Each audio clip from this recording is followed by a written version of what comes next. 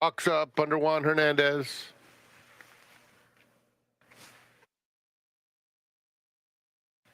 They're in the gate, and they're off. How about Pavel? A clear-cut advantage right out of the gate. Me So Fancy leads the second flight. Then it's a Fleet Ride now moving up in a hurry, and a Fleet Ride is tugging hard, as is Lady Mendelssohn. So those two go to put some pressure on How About Pavel, and Rispoli will let the heavy favorite Me So Fancy just sit at the back of the field, now moving up and reclaiming third. So it is How About Pavel, soft, early going, 2-length lead. Lady Mendelssohn in second. They're followed by Me So Fancy, who also wants to get a little bit closer. 3 off the pace in third, and a Fleet Ride is at the back of the field. Down the backstretch, Juan Hernandez and How About Pavel cruising along so far. 2.5-length lead. Me So Fancy inching up on the inside of Lady Mendelssohn, who keeps her inside. Lady Mendelssohn protecting that spot on the outside of Me So Fancy with a half-mile to go. And it's How About Pavel left alone. 2-length lead. Lady Mendelssohn, Me So Fancy in the pink silks, inching forward willingly. Another 3 back to a Fleet Ride. How About Pavel, midway on the far turn, a 1.5 length lead, as Me So Fancy has a clear shot and is asked to get after her now. How About Pavel, Me So Fancy revving up alongside. They turn for home, 1-2, coming to the 8th pole. How About Pavel digging in. Me So Fancy has work to get by. How About Pavel, Me So Fancy. How About Pavel still in front. Me So Fancy a half length back. How About Pavel or Me So Fancy? Here is the line. How about Pavel? How about that ride from Juan Hernandez? Beating Me So Fancy a long way back to Lady Mendelssohn.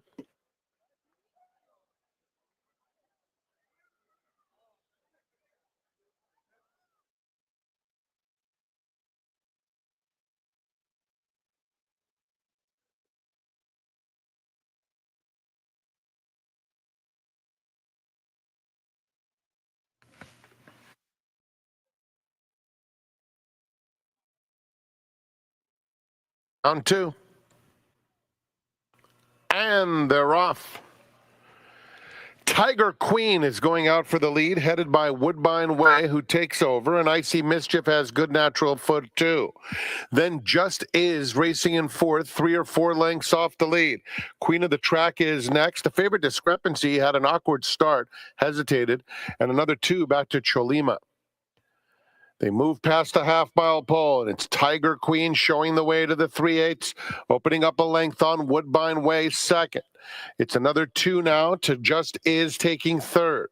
Queen of the Track fourth, Icy Mischief back to fifth. Discrepancy has 6 to make up. The gray Cholima at the back with a 1/4 mile to run. And it's Tiger Queen off the rail in charge.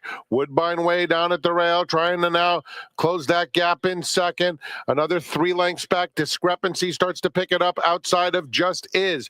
Inside the 8th pole, Tiger Queen, 2.5 length lead, running strongly to the wire under Kyle Frey, and it's going to be Tiger Queen. Tiger Queen is much the best. Tiger Queen by 3.5. Just Is just nabs Woodbine Way, then Discrepancy fourth.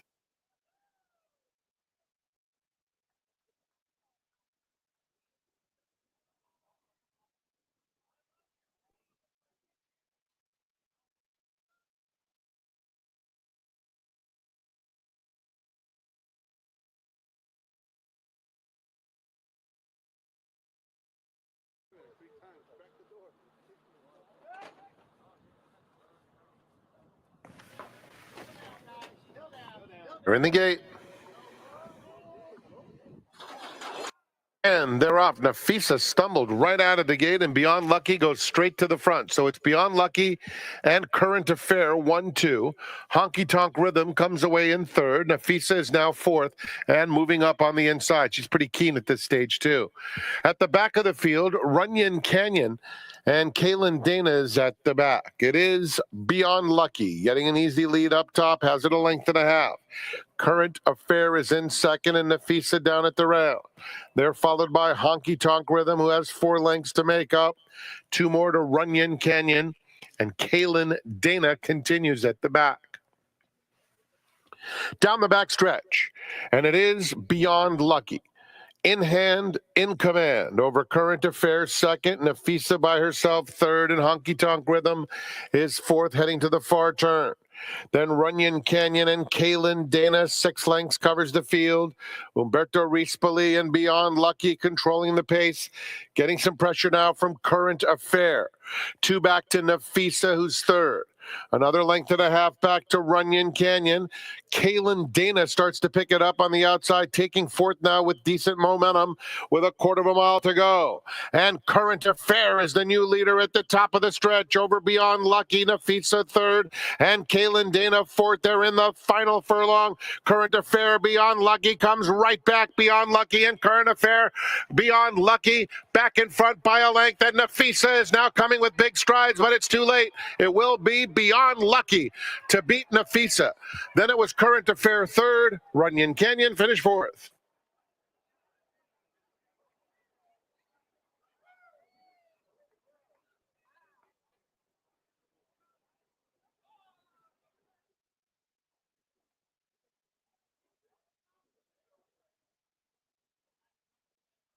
Broadway Venus.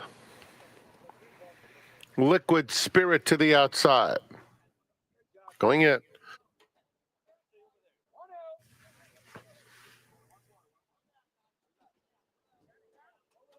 We're in the gate. And they're off. Quick start for Broadway Venus. Chapina Pasadena along the inside is up close in the early going, as is Thirsty Trickster. And those 3 vie for command. Gracie's Big Day, the heavy favorite, is just behind this trio, joined by Liquid Spirit on the outside, and 2 more to Thirsty Destiny. Past the half-mile pole, Chapina Pasadena and Broadway Venus heads apart, with Thirsty Trickster getting a good trip, and now moving in on the top pair third. 2 more back to Liquid Spirit in fourth. At the rail, Gracie's Big Day is hard-ridden, asks for a bit more, and another 2 back to Thirsty Destiny. Approaching the quarter pole, and Thirsty Trickster now takes the lead with a bold move. Chapina Pasadena is back to second.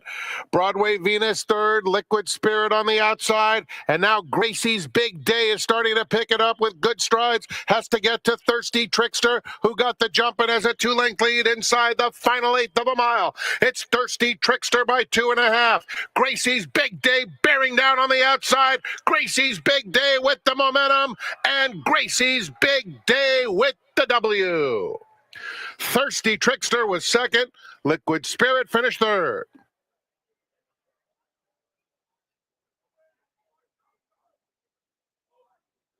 Named for McCarthy Building Company's LA Design Phase Team.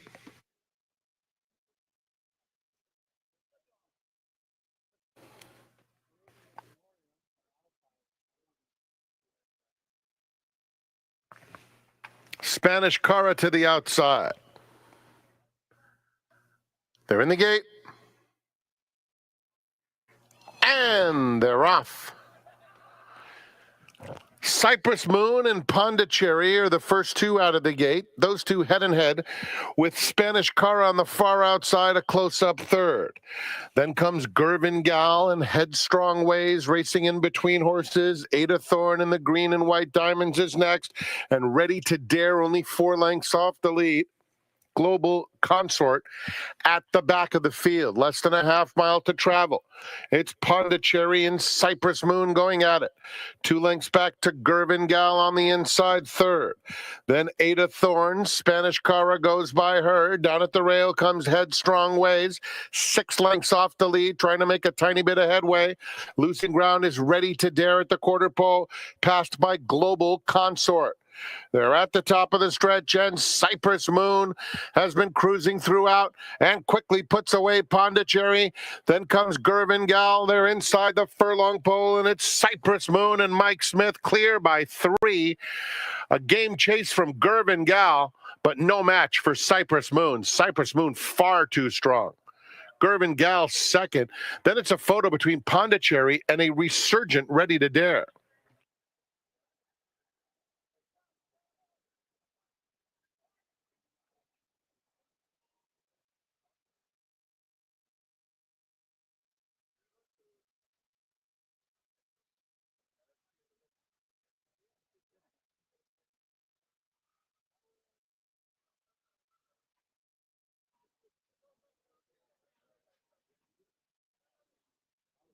In the gate.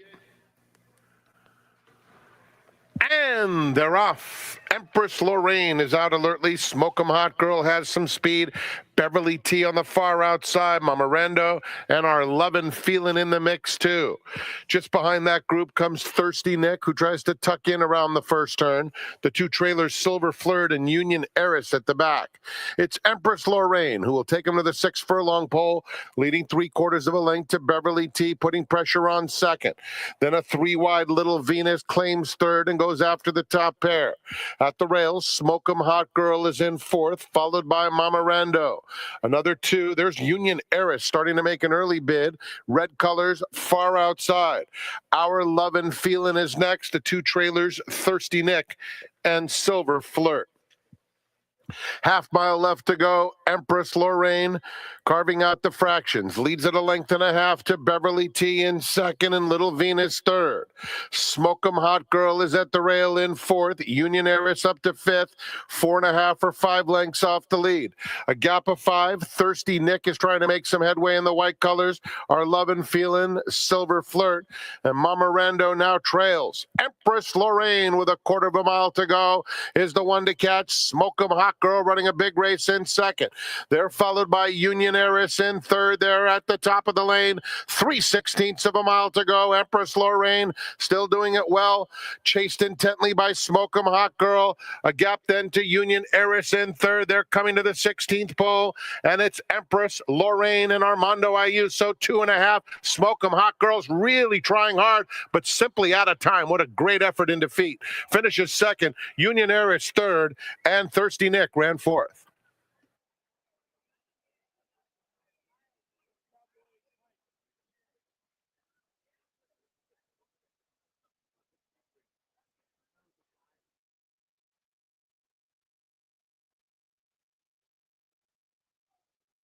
Next one to load. Bring up.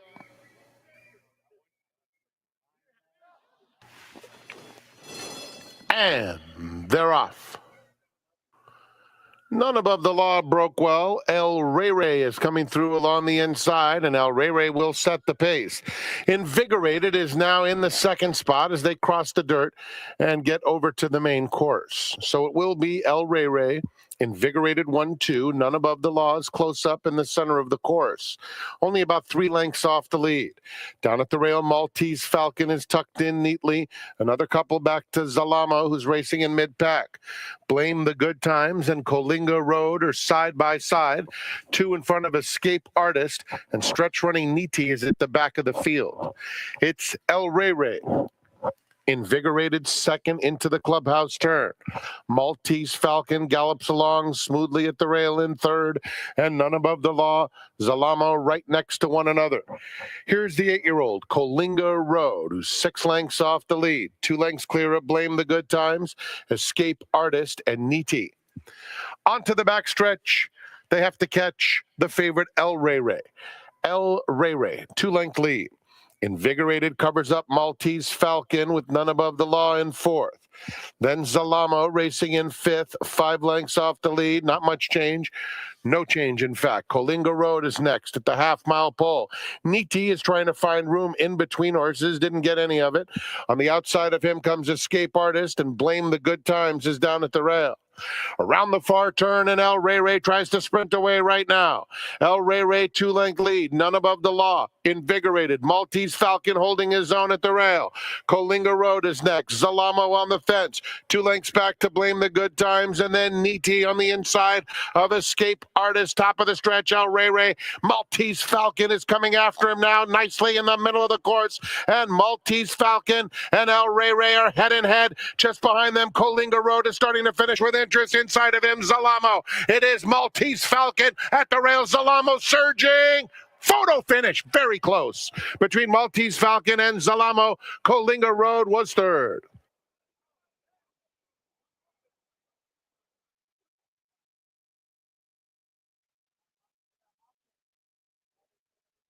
Oh.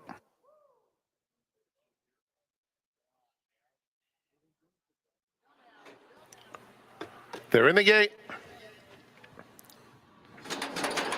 And they're off.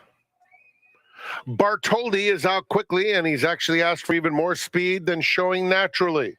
Princess of Time, the mare, is up close in the early going, and in between those two, it's Il Bellator now second as Bartoldi establishes a clear-cut early edge. Il Bellator second. They are followed by Princess of Time in the three-path third, and Cowboy Mike goes four wide. See Through It, not the best of beginnings, but he's right there at the rail, 3 lengths off the lead. Barely Functional on hold in between horses, and American Admiral outside of them. 6 lengths covers them, 5 furlongs to run. And it's Bartoldi and Tyler Bays in front. Il Bellator is moving in from second, Princess of Time, and Cowboy Mike on the far outside. Then See Through It, fifth, 4 lengths off the lead with less than a half mile to go. American Admiral on the outside of Barely Functional. 3 furlongs out, Bartoldi's been there every step of the way. He's being worked upon as Il Bellator turns up the pressure a half length back in second. Cowboy Mike takes third, but he has work to do from there. On the far outside, American Admiral is coming alive. He's got 5 wide, but American Admiral is in it. Princess of Time, See Through It. Il Bellator at the top of the stretch is up to take the lead in the center of the racetrack. At the rail, Bartoldi's not done. He's fighting on gamely. Center of the racetrack, American Admiral outside, Princess of Time, and See Through It. Il Bellator and Giovanni Franco home free. And it will be Il Bellator to score. Bartoldi second, Princess of Time, and American Admiral.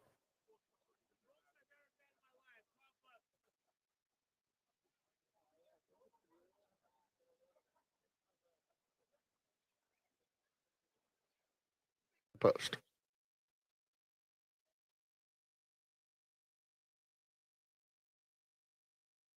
We're in the gate. And they're off. Have Patience wins the break. Practical Dazzle has some early interest, and so does Smiling Forever. And Smiling Forever is going straight to the front. Behind them, Garden Party is 3 deep going into the first turn. Just now passed by Practical Dazzle, who maintains that third spot. At the rail, Club Teaser has 7 lengths to make up. The pace appears lively. It's another 5 to the next flight. Coconut Girl, Lucky C, Danzig Till Dawn second to last, and Turkey Bird is just outside of that pair. It's Mario Gutierrez and Have Patience in front by 2 lengths. Smiling Forever second, a gap of 4 to Practical Dazzle, who could not be in a better spot third. Then comes Garden Party, and at the rail comes Club Teaser in 5th with less than a half mile to go, taking 4th now. Turkey Bird is inching up on the outside of Coconut Girl, 2 back to Danzig Till Dawn, and Lucky C has to be 20 off the lead. Have Patience, Smiling Forever attacking second. 4 more to a patiently handled Practical Dazzle, who is cruising after the top pair now. At the rail, Club Teaser and Garden Party is in 5th. 4 clear of Turkey Bird and Coconut Girl. They're at the top of the stretch, and it's still wide open. Practical Dazzle on the outside. Club Teaser coming through on the inside. And also Garden Party in the center of the course. They're coming to the 16th pole. And Practical Dazzle opens up 3. Practical Dazzle was a winner every step of the way. And we'll give Juan Hernandez another. Garden Party second. Turkey Bird finished nicely, and that was a sustained bid too. And then a photo, Have Patience and Smiling Forever.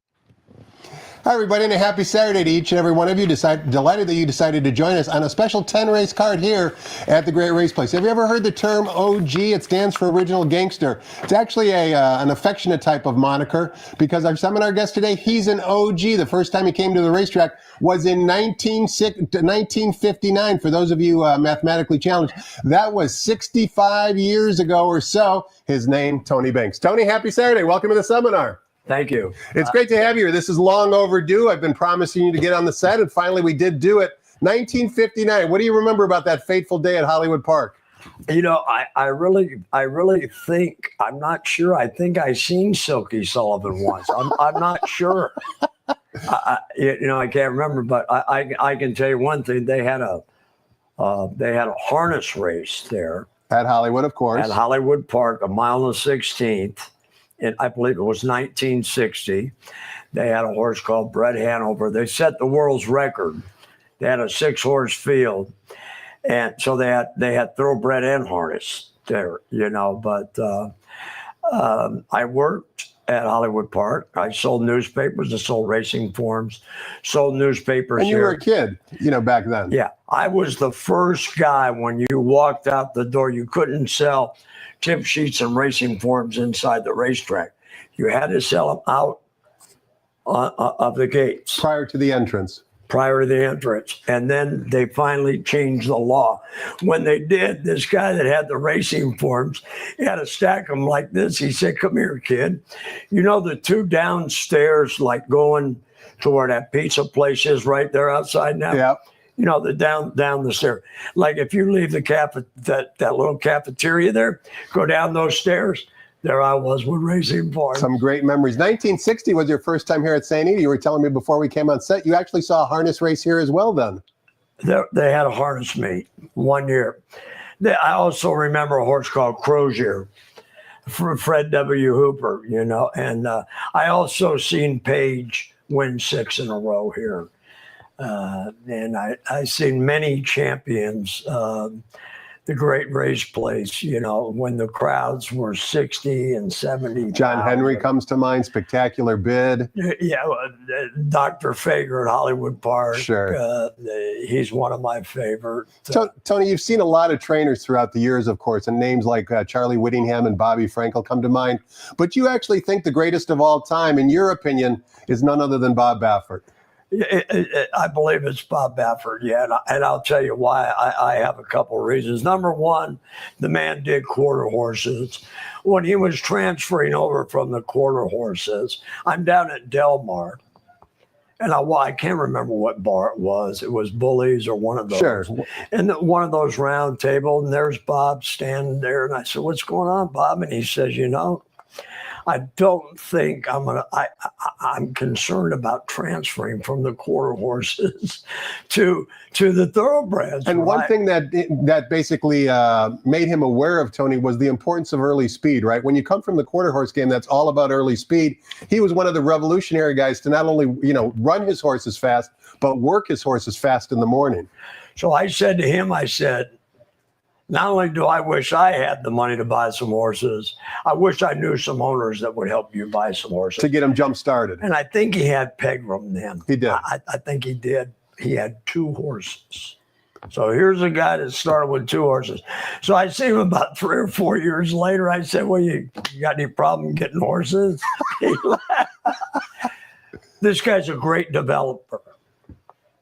Dwayne Lucas, we're talking about taking babies, which are probably the hardest to train. A yearling to a 2-year-old, to train them, to get them to come to the races, to get them to be at the gate, to school them. I mean, you're talking about a lot of work, and this guy has figured out what it takes to get to derbies, what it takes to win Triple Crown. Consistently. I mean, there wasn't a Triple Crown since affirmed, right? And he found his way. Did it twice. Yeah. Yeah. What about the upcoming Kentucky Derby? Of course, we got the St. Edie Derby next Saturday, which is going to be a great race because it's going to be the showdown between Citizen Bull from the Bob Baffert barn and Journalism from the Michael McCarthy barn. But right now, we've got some important prep races today. Who are maybe your top 2 or 3 horses that you think are legitimate contenders for the Kentucky Derby? Well, looks wise, I'm in love with journalism and I'm in love with cornucopian. Looks wise, I haven't seen Citizen Bull in person, and I'm going to come here to the Santa Anita Derby next week. I want to see. Nobody's gone by him yet. So until someone gets by him, I mean, until somebody gets by the bull, and now Bob Baffert is sending one to the Wood Memorial. He's sending one to the Florida Derby. He's going to send them all over. I remember when I asked him about this one horse, and he said, "Who's that?" And we're at Los Alamitos, my brother and I. And it was a gray Centurion or something like that. When he said, "Who's that?" the horse already done, right? Draw lines through them, right? So I said, well, what about this Mucho Gusto? And he said, well, that's my road horse. I said, really? Well, the horse ended up winning a fortune, right? Mucho Gusto. So the Mannequin Road, let's see if it's his road horse, he's going to get, I'm glad he's giving Rodriguez one more shot. I don't think Rodriguez fired his race at all, but he couldn't get in front of Barnes. And I'm sort of like my brother. I'm wondering if Barnes can go 1.25 miles. I mean, it's not like every young horse can go 1.25 miles, right? The speculation is just starting. We're going to find out who Tony likes on today's 10-race card and listen into some more stories that are certainly worthwhile to listen to with over 65 years of racetrack experience. We'll be right back because we want to get the early changes from track announcer Frank Miramati. Stay tuned.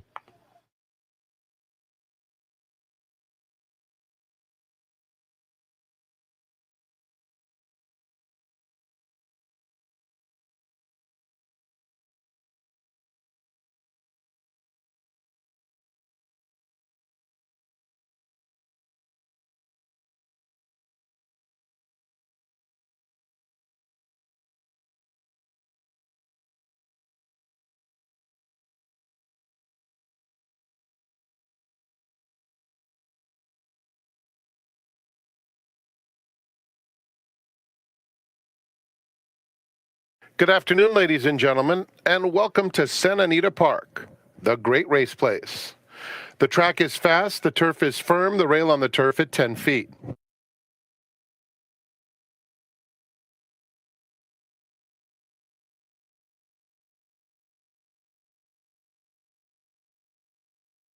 Here are the early changes. In the first race, start of the early pick 5. Just some blinker notes. Race 2, scratch number 1, Little Silver Girl. Note that 7, Charm Dream, is 1 pound over. Turning to race number 3, it's the San Carlos Stakes. No scratches or jockey changes. Race 4, program scratch of the 4, Dawkins. There is a middle pick 4 today, starting with the 4. $2 pick 6 starts with the 5th race, fresh pool today. Scratch 4, Happy Does. Overweight, 5, Chief Jackson, 4 pounds over. Scratch 8, Divine Rascal. The 11 draws in. Scratch 4 and 8 out of the 5th, first leg of the pick 6. In the 6th, scratch number 2, Happy. The all-turf pick 3, 6, 8, and 10 are the races, and the 50-cent late pick 5 starts with race 6. Race 7, start of the late pick 4. No scratches or jockey changes. The 8th is the Wilshire, number 2, Tahini. Will be ridden by Kazushi Kimura. Mike Smith on the East Coast today. Make Kazushi Kimura the rider for number 2 in race 8. In the 9th, start of the late double, scratch 4, Grubauer. And in race 10, super high 5 wagering offered, scratch 6, Sweet Gem, and note that number 7, Into the Hall, is 2 pounds over. Those are the early changes on today's program. Enjoy your afternoon here at Santa Anita Park, where we offer the coast-to-coast pick 5. It starts with Gulfstream's 12th today at $2.15 with a low 15% takeout and $1 minimum wager. Tony Banks is the special guest of Tom Quigley. We go back now to Quigley's Corner with post time for the opener in 56 minutes at 1 p.m.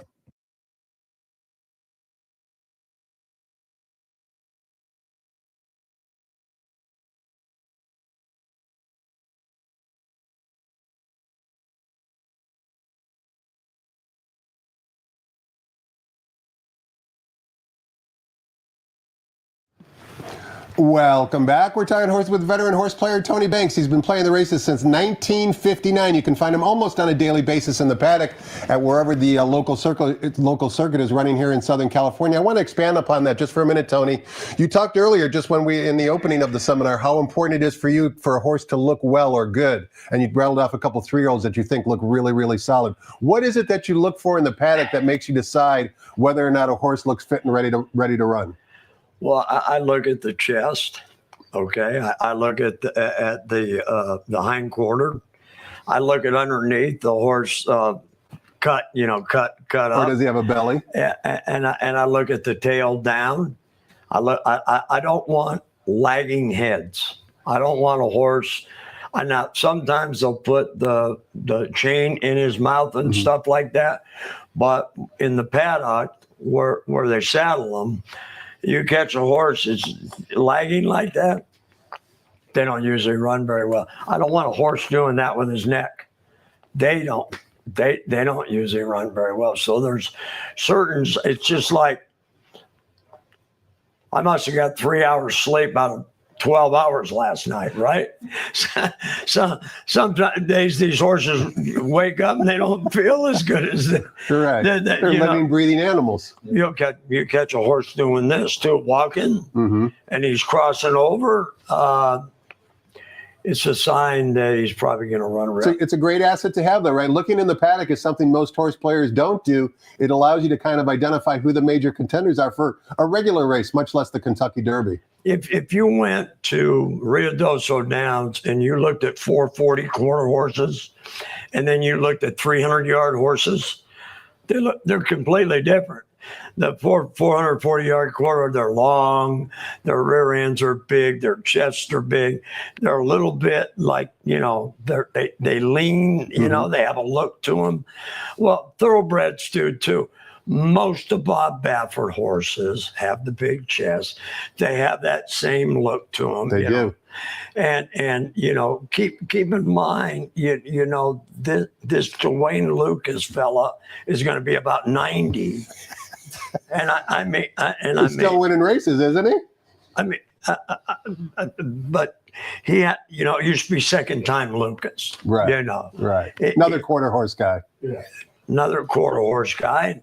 And in the quarter horses, he rode a guy named Terry Lipham. And, by the way, it's a trivia question. Terry Lipham won the All-American and he won the Santa Anita Handicap. Wow. And he's the only jockey that ever did it. He won on Hot Idea, I believe, and a horse called Bates Motel. You could win a lot of bets in some bars if you come with that trivia question. I was in the winner's circle when Bates Motel won the Santa Anita Handicap. But, the tough beat deal, the Wicked North, when they took him down. Correct. David Bernston. It's at least $50,000 it cost me that day. Another time there was a $4 million, there was a triple carryover at Hollywood Park. And this buddy of mine and I put in a ticket at the Riviera. We were at a pool tournament, and I don't want to shoot pool with you, by the way. You seem like a pool shark. Yeah, well, I played pro. Okay, that's all I need to know. I played 5 decades pro tournaments. Kent DeSomo, again, it's Kent. He's last, and he's 2-5. And the horse I got all is 16-1. He's 8 in front at the 8th pole. And this DeSomo comes and nails me around the wire. It pays $16,000. So, at 2-5 and 16-1. Big difference. $4 million in the pool. Yeah. And then one time he got my brother and I bought with an 0 for 29 horse. And then come from last and got us right on the wire. There was about $6 million in the pool. Pick 9, yeah. But I've forgiven him. I still let their job. Can't. And these jockeys. Sometimes they're the best in the world, and sometimes they're not. You need racing luck, that's for sure. Let's see if we can find any racing luck on today's card, Tony. Go ahead. Kicking things off in race number 1, where we're traveling 1 1/8 miles on the turf course. The turf rails today are at 20 feet. This is a maiden special weight for 3-year-olds. We've got a field of 8. Field of Model trains 2 in here, including the original morning line favorite, number 6, Mythical Reef, ridden by Antonio Fresu. Antonio rides 3 morning line favorites today. However, the one taking the action is number 1, Broski, who's 5-2. The other field of Model. Tell us how you scoped out race number 1, Tony. Well, I like the Mystical Reef. See, that's another thing. You see, this 6 horse has a fast finish. I like fast finishes. On the turf. I like huge work improvements. I like health in horses. Okay, and and he's getting blinkers. Why is he putting blinkers on him? You know, Get some more early speed into him. right. And now Rospoli, is the one. Could he be the lone speed? You have another horse here that I took. The horse runs with a lot better as the 8 horse. He's probably not bred for the turf. I've seen O'Neill change from the dirt to the turf. I don't know how many times I went with a horse. So the 8 bothers me a little bit. 6 and 8 in race number 1 to kick off today's 10-race card. That's Tony, it. let's take a look at race number 2. Okay. Begins the 50-cent early pick 4. This time we're sprinting 6 furlongs in the main track for maiden claiming Calbred 3-year-old fillies in for a $50,000 tag. There is one scratch. Scratch the 1, Little Silver Girl. Still leaves us with a field of 8. Right. The morning line favorite, number 3, Tapatia Leah from the Steve Miotti barn, who's 3-2 on the morning line. What are your thoughts on race 2, Tony? Yeah, I like Tapatia Leah. I think, forget about, cinches and all that. You have to run the race and everything. But this horse probably towers. He's a huge improvement, a 41 to a 44 to a 54. And he hit Toby Sheet on the workouts.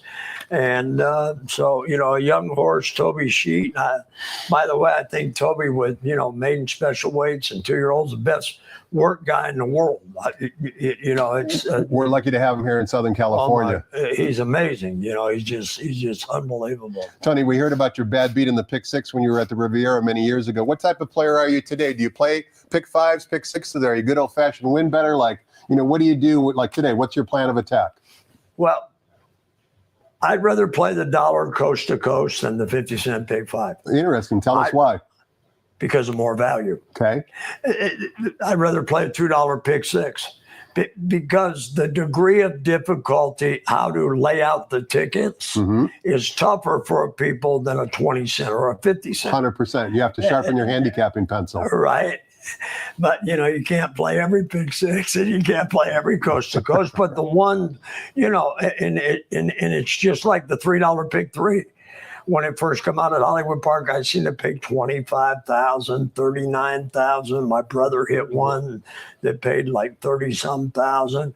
So these bets that have value, you got to get in there, because how often are you getting value all the time in horse racing? Okay, so if you can put yourself in a position to get value for your dollar, then you're better off. You're betting a little to win a lot, right? That's the name of the game in horse racing, that's for sure. Let's take a look at race number 3, Tony. It's the first of 2 stakes races on today's card. It's the Grade 3 San Carlos Stakes, traveling 7 furlongs in the main track. We've got a field of 5, 2 of them trained by Bob Baffert, including the morning line favorite, number 1, Pilot Commander, who's 3-5 on the morning line. Before we get your thoughts on the race, Tony, we want to watch a workout where both Pilot Commander and Fort Bragg were working in company. This workout was back on March 22nd. As you can see, it was relatively early in the morning. We'll pick them up as they turn for home. That's Pilot Commander down on the inside. That's Fort Bragg on the outside. If you look in the racing form, it says that they have identical times. That's basically true, but as we continue to watch the video, courtesy of our friends at firsttv.com, you can see that Fort Bragg always has the best, that Pilot Commander always has the best of Fort Bragg. That's Pilot Commander down on the inside. Once they hit the wire here, watch the gallop out as well. Pilot Commander, in my opinion, easily the better of the 2 workout horses. That doesn't necessarily translate over into the afternoon, Tony, but it's just a field of 5. Who do you like in this race and why? Well, Bob said that he likes the way that Pilot Commander's working, right? I'm here to share something with you. That man has only told me the truth my whole life that I've known him. Everything he's ever told. And, you know, sometimes he has two horses in a race. Bigger So price wins occasionally. We see that. Yeah, but I don't ask him, you know. Sure. I don't ask him, what do you think is the best horse? Or, you know, Right. which one you think's the most fittest? Which one you think's the quickest for this distance? I ask him questions like that. Sure. Fair enough. Well, who do you like in this race since Baffert runs two? You like those two runners, Well, the 1 and the 2? Yeah, but I'm here to tell you, I think anybody can win the race. But you know, I like the 1. Yeah. Fair enough. Let's take a look at race number 4 on today's 10-race card. Yeah. Sandy does offer a 50-cent middle pick for it. We kick off that wager going 1 mile the turf course for maiden special weight Calabreds. One scratch, a program scratch of the 4 Dawkins, leaves us with a field of 9. Number 2, Anon from the Alexis Barber barn is the 5-2 Maury Line favorite. Lost to a monster last time out who came back to win. Talk to us about race 4, Tony. Well, the 2 had some trouble, okay? And the 2 has 11-day gap in his work, March 10th to March 21st. But he raced February 22nd, okay? And I put down OCT and because he checked in the race, right? So he overcame trouble to run second, and he was finishing. So he's probably the best horse. The horse that bothers me that I took second is Going Nowhere, Ron Ellis's horse. And I think the horse is going to run the second time 2 turns. First time blinkers. First time blinkers, huge improvement. And the guy that won there came out there and win, right? Yes, sir. Okay. Same race as Anon. I know he's got the 9 box. I don't like that. And he comes out of the same race. But you're getting 6-1 on Going Nowhere. 2 and 9 in race number 4. So says our seminar guest, Tony Banks. Race number 5 begins the $2 pick 6. Congratulations to the lucky ticket holders and the skilled ticket holders who cashed yesterday for in excess of $5,000 on a carryover day. So we start fresh today in race 5, going 1 mile on the main track. It's a restricted race with a $5,000 claiming tag. 2 scratches. Scratch the original morning line favorite, number 4, Happy Does, as well as number 8, Divine Rascal. That means the also eligible number 11, Oh Great, does draw into the race. The likely post-time favorite is going to be down on the rail, number 1, Brother O'Brien from the Tim McKenna barn. These restricted races make you think back to your Golden Gate days. Did you ever go to Golden Gate and or play Golden Gate very often? Been there and done that. You have. Yeah. Both of my horses got scratched here. I Your originally original picks, picked. right. But the trainer of the 4 trains the 10, right? Yes, sir. Is that correct? That is correct. And the 10 went from a 45 buyer to a 59, which is a huge improvement. Before that, he ran with better horses for 10 and 25,000. He also shows speed to better against allowance horses. Is that correct? Yep. Okay, so he's 8-1. And this kid, Yusu, Doing great. Armando Ayuso. yeah. He's made a big splash here in Southern California. I'm happy for him. Well, I'm not going to mention the person's name, but I mentioned to this person to get him down here. The person's an agent. And the person had him for a while, and then, I don't know, he went back up north and stuff. Then somebody else got him. But, you know.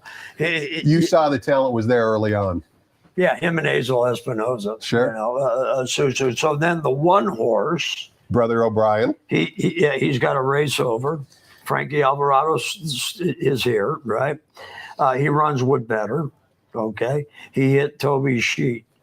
The thing about it is he's a bring back for less money on the January, but at this deal here, you know, they're looking to win a race. We all are, that's for sure, Tony. Let's take a look at race number 6. Begins 2 popular wagers, both the 50-cent late pick 5 as well as the $3 all-turf pick 3 with a reduced 15% takeout. And we kick off both wagers sprinting 6.5 furlongs on the flat turf course. This is a race for fillies and mares, starter optional claiming types. 1 scratch the 2 Happy, leaves us with a field of 9. The runner on the bottom from the Peter Muller barn, number 10, Ivory Moon, is the 5-2 Maury Line favorite. How'd you see race 6, Tony? Well, you know, Ivory Moon, if the horse gets over, you know, the horse is going to be tough. But I took the 3 Lady Grey. I had Happy, he got scratched. But the Lady Gregory horse is sharp. Mullins is on fire. Sure is. He's a great turf. I won't say good. He's a great turf trainer. And then this Champagne Cami, right? Number 8. This horse is super sharp. He worked 101 a minute and then 59, and he ran the 14th.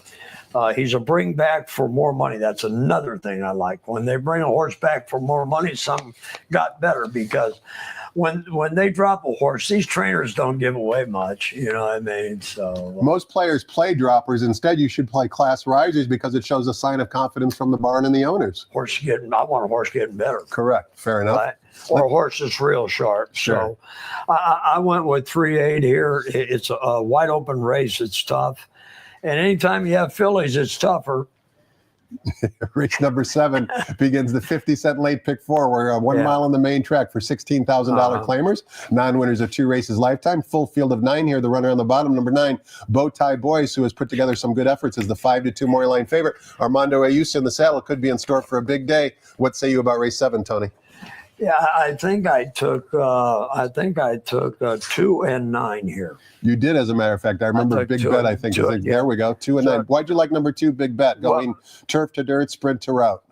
Yeah, well, he's dropping. Well, he's not really dropping, okay, but isn't he speed to better down here? Sure looks like it. Down? Sure looks like it. So he's speed to better, and he was a huge improvement.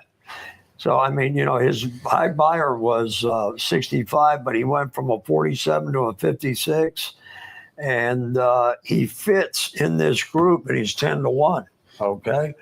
Now, the 9 Bowtie Boys is who you like to maybe round out the exacta at a shorter price.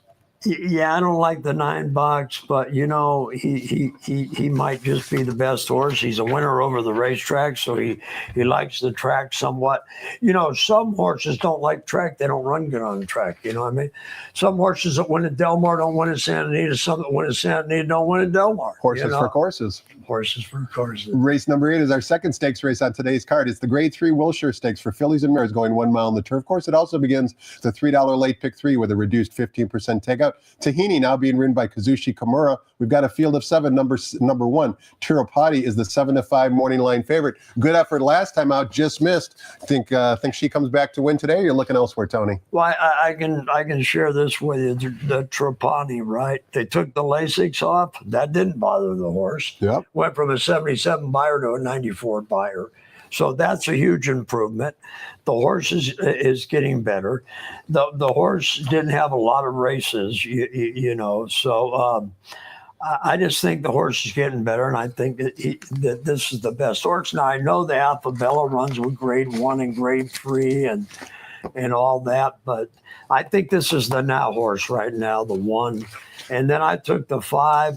He hit the sheet. He needed the race. He's ran with more good horses, and he's a winner over the track too.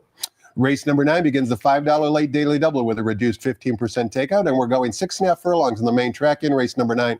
This is an allowance optional claiming race, non-winners of 1 other than 1 scratch. Again, it's the morning line favorite. Number 4, Grubauer, has been declared out of the race. That means number 2, Positivity, is likely to go favored come post time. Right. We've got a field of 8. Before we get your thoughts on the race, Tony, I wanted to show a replay that Positivity exits. As a matter of fact, 4 of these 7 runners in today's field actually exit this race. Positivity is going to break from post position number 2. You'll see that he trails or lags the field very early on, and then puts in a powerful late run. This replay we're about to watch was at 6 furlongs. Today's distance is 6.5 furlongs. Maybe the extra half furlong will help him. You be the judge. Let's listen to Frank Mirmai to describe the action back on March 1st and watch Positivity, Kangaroo Court, and many others compete in this race. And they're off. Very clean start. Momad out quickly, self-sufficient, has hustled hard for early speed. Here's Booksmart in the purple colors, and Booksmart is up to take a very narrow lead. Kangaroo Court is flashing some sharp early foot too in the early stages. Scatify is in that group, along with Regal Patriot, who's a joint third.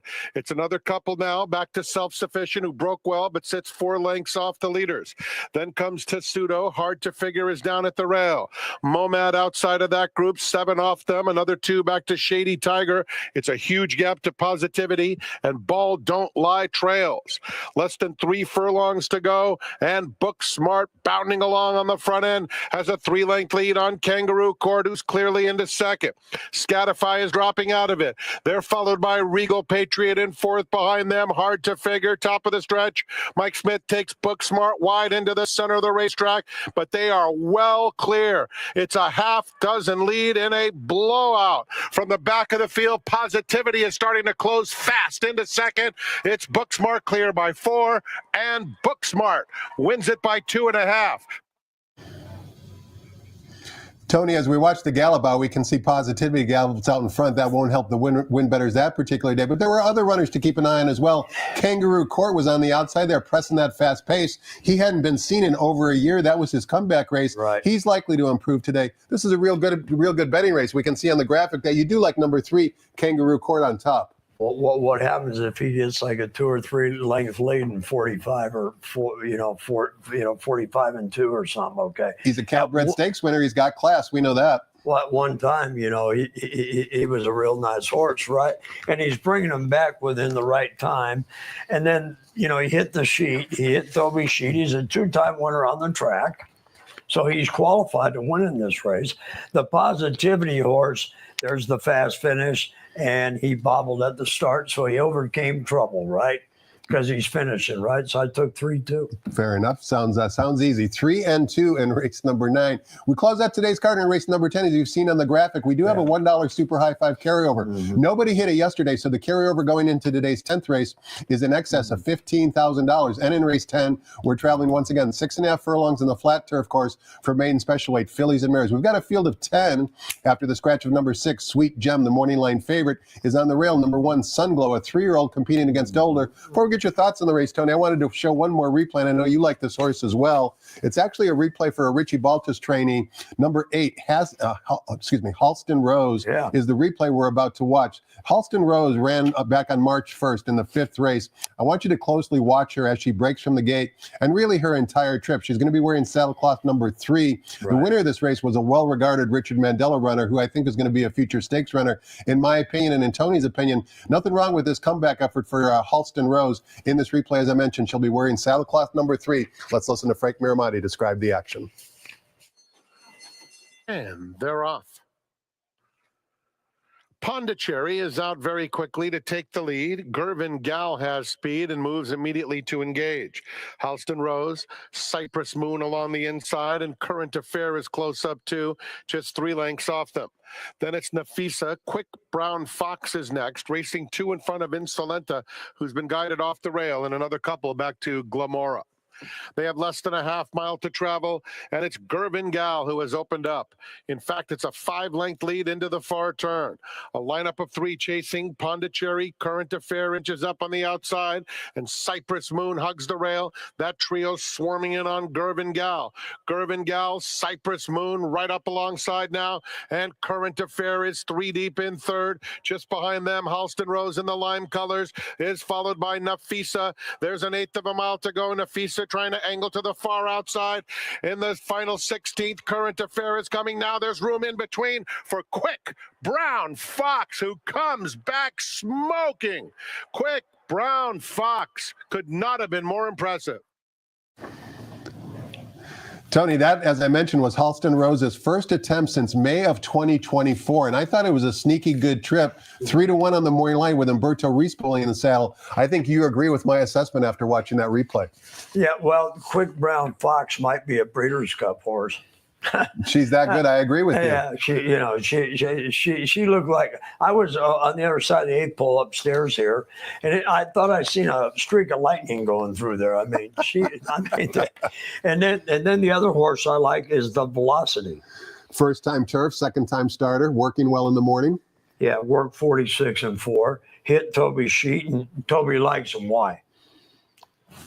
I don't know anything about. We don't question Toby Terrell. No, right? I know, but he's Nyquist and stuff, so he must think that this horse is going to like the turf today.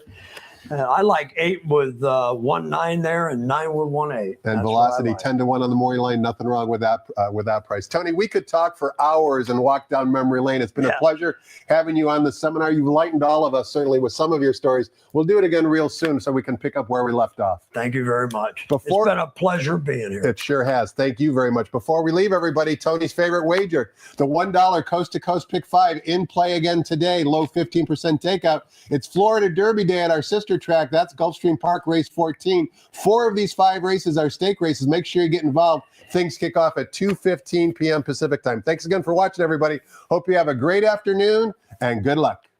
Got a great story for you.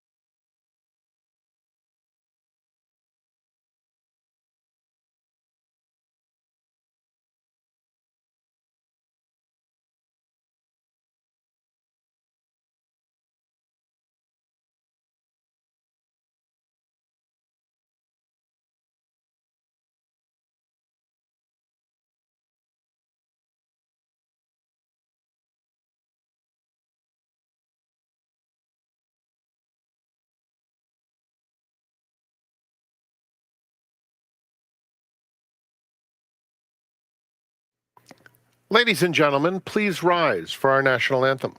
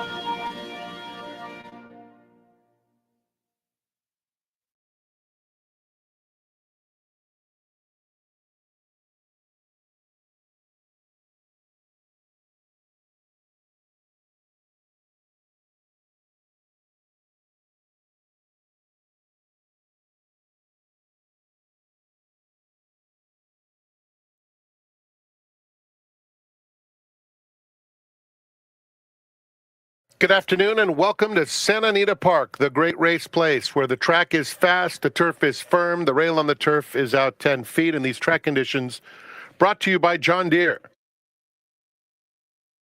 Here are the changes, nothing new to report since last time. Blinker notes in race 1, started the early pick 5. Race 2, scratch 1, Little Silver Girl. Note that number 7, Charm Dream, 1 pound over. The third is the San Carlos. Just the blinker note. Race 4, program scratch of number 4, Dawkins. Please be advised there is a middle pick 4 today on races 4 through 7. Race 5, scratch 4, Happy Does. Note that 5, Chief Jackson carries 4 pounds over.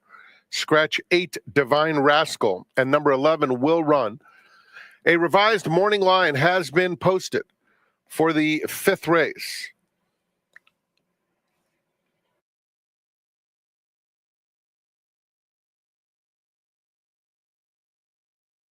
Turning to the 6th. The 5th race starts to pick 6. 6th race starts to late pick 5. And all turf pick 3. Scratch number 2, Happy. Race 6, take out the 2. In the 7th, just the blinker note as we kick off the late pick 4. 8th is the Wilshire Stakes, 2 Tahini, ridden by Kazushi Kimura. Turning to the 9th, scratch number 4, Grubauer. And with that scratch, a revised morning line has now been posted. Please take note of the revised morning line. And in the 10th scratch, 6, Sweet Gem. 7 into the hall. 2 pounds over, super high 5.